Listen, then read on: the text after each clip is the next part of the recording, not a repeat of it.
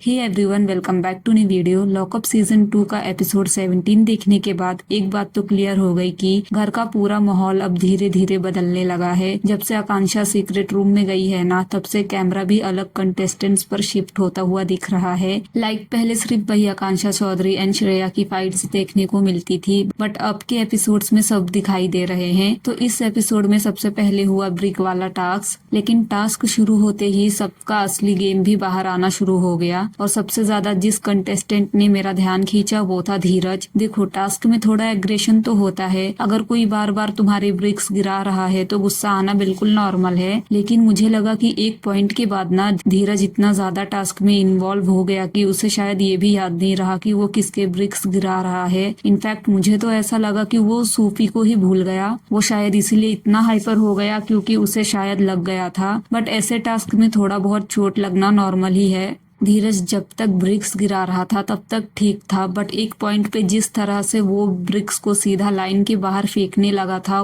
Date was not cool. Task अपनी जगह है, लेकिन इतना एग्रेसिव होना शायद जरूरी नहीं था। और फिर टास्क खत्म होने के बाद Shivangi was very upset with Dheeraj and in fact Ram Kapoor, Harshad, Laila सभी लोग अपसेट थे जिस वे से उसने खेला। एंड धीरज तो ये भी बोलते हुए दिखा शिवांगी के बारे में कि तुम्हारी फर्स्ट प्रायोरिटी तो हर्षद है, तो मेरा भी कोई और होगा, like Sufi and all. But ये सेम बात उसने शिवांगी एंड हर्षद से नहीं बोली। उसको उनसे भी ये बात क्लियर करनी चाहिए थी। बट एट द एंड धीरज को ये रियलाइज हुआ कि उसने गलत खेला एंड उसने शिवांगी से सॉरी भी बोला और बार बार समझाने की कोशिश करता रहा कि टास्क के अंदर जो हुआ वो उस मोमेंट का रिएक्शन था। और अब आते हैं राम कपूर के रिएक्शन पे। सी आई नो कि वो अपसेट थे क्योंकि धीरज ने उनका ब्रिक्स गिराया था, बट जिस वे से he was talking that was not right. वो इंसान धीरज को बोलने ही नहीं दे रहा था। इवन जब वो चामोला से बात कर रहे थे तब धीरज भी वहाँ पे था, वो भी अपना ओपिनियन शेयर करेगा ही। बट जिस वे से राम जी ने उसको ट्रीट किया वो रिस्पेक्टफुल बिल्कुल भी नहीं था। एंड थैंक गॉड धीरज ने इसके लिए स्टैंड लिया।